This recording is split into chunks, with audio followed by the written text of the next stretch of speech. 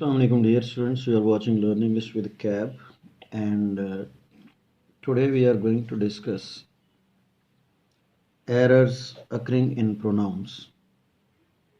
Last two videos में आप लोगों ने देखा कि हमने पर्सनल प्रोनाउंस के एरर्स की बात की और फिर हमने पर्सनल प्रोनाउंस की बात की थी और लास्ट उससे पिछली वीडियो में भी हमने कोई प्रोनाउंस के ही एरर्स की बात की थी। तो आज ऑर्डर ऑफ प्रोनाउंस की बात की थी। तो आज हम लोग तीन चीज़ों की बात करेंगे। एक तो we are going to discuss vague antecedent.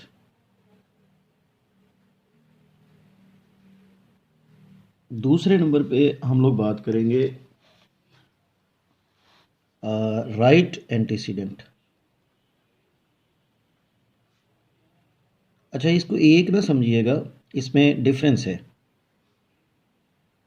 वेग एंटीसीडेंट में और राइट एंटीसीडेंट, दोनों में डिफरेंस है। तीसरे नंबर पे हमारा आज के टॉपिक में जो पॉइंट है वो है व्हाट वर्सेस विच। ये तीन चीज़ों को आज हम डिस्कस करने जा रहे हैं, ठीक है जी। तो वेग एंटीसीडेंट के बारे में मैं आपको बताता चलूँ कि इसमें मुबहिमपन होता है, मतलब एंटीसीडेंट जो होता है वो क्लियर नहीं होता। For example if I say that when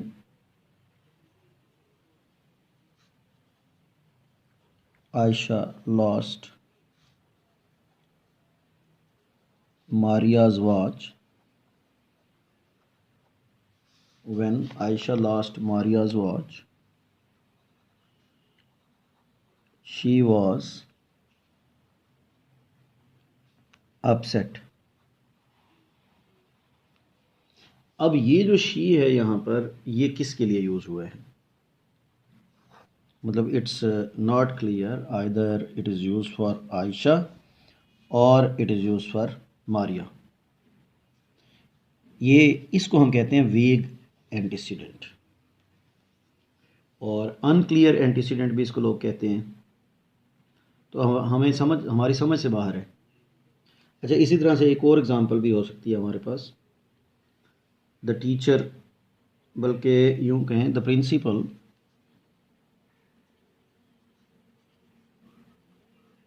principal told the teacher that he would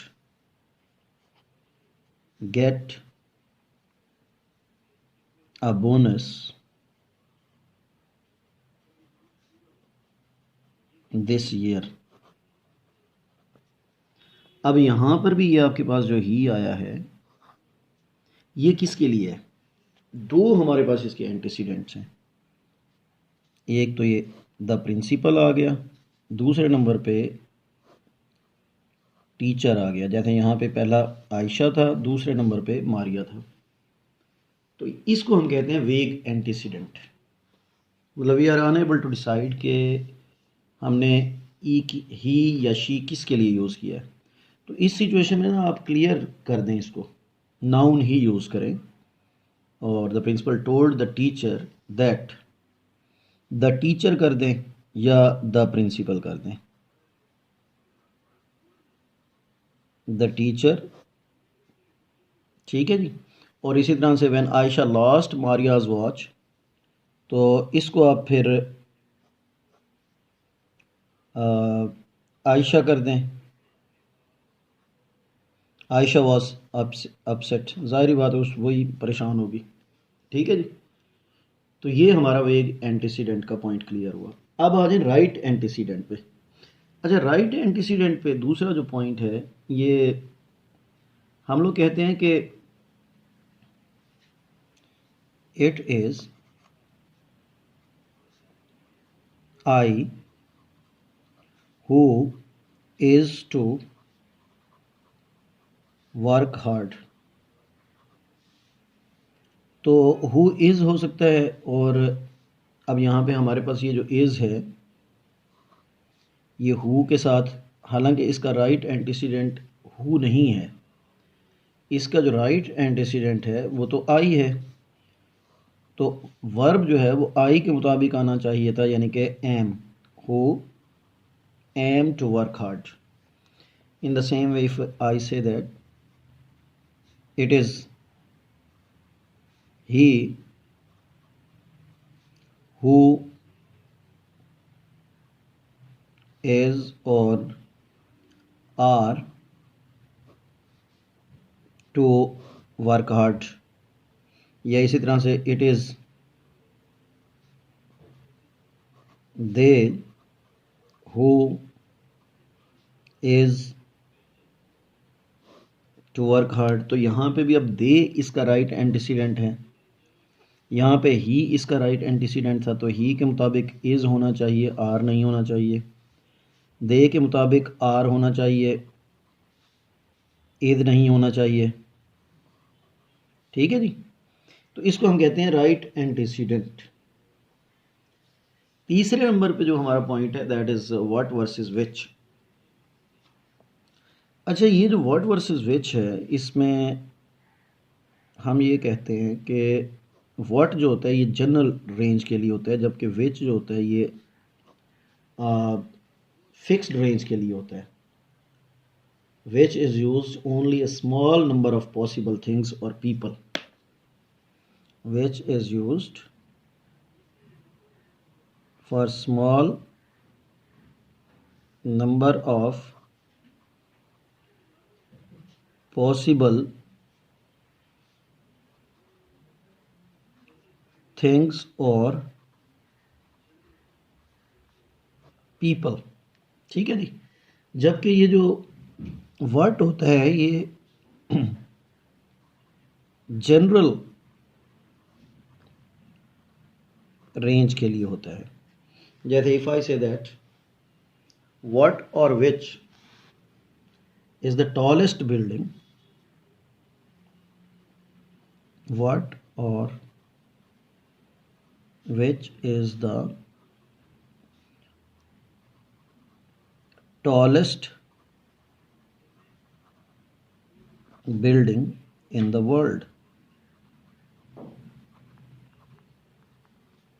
तो अब यहाँ पर, सॉरी मैंने इसको ऊपर नहीं किया, तो अब यहाँ पर आपके पास what और which दोनों आ गए। अच्छा, इसी तरह से if I say that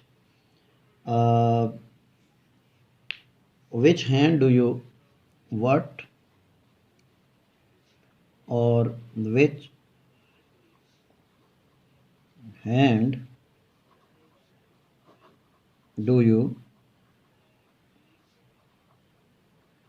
write with। तो अब जब हम हैंड की बात करते हैं तो इसका मतलब है आपके दो हाथ हैं, ये फिक्स्ड रेंज है, small number of possible things है। ठीक है जी, तो यहाँ पे विच आना चाहिए ना कि व्हाट। लेकिन जब आप वर्ल्ड की बात कर रहे हैं, इन द वर्ल्ड, तो इसका मतलब है कि जनरल रेंज है। जनरल रेंज है तो फिर व्हाट आना चाहिए ना कि विच। समझ रहे हैं जी बात को। इन the same way if I say that what और विच, व्हाट और विच लेग डिड ही ब्रेक। तो अब यहाँ पे भी ज़ाहिरी बात है फिक्स्ड रेंज है, लेग ज़ाहिरी बात है आपकी दो टांगें होती हैं, तो यहाँ पे भी विच होना चाहिए ना कि व्हाट। समझ रहे हैं जी। अच्छा, एक और चीज़ भी आप जहन में रखिएगा कि व्हाट और दैट को कंफ्यूज नहीं करना। रिलेटिव प्रोनाउन दैट ही होता है, व्हाट नहीं होता। यानी कि नेम के बाद कोई भी प्रोनाउन आ जाए उसके बाद जब आएगा तो फिर व्हाट ही यूज़ करेंगे। जैसे if I say that there are so many things, there are so many things, what or that, what or that can go wrong। ठीक है जी। तो यहाँ पे अब ये थिंग्स जो है आपके पास नाउन आ गया है, और इसके लिए जब आप रेफरेंस डालेंगे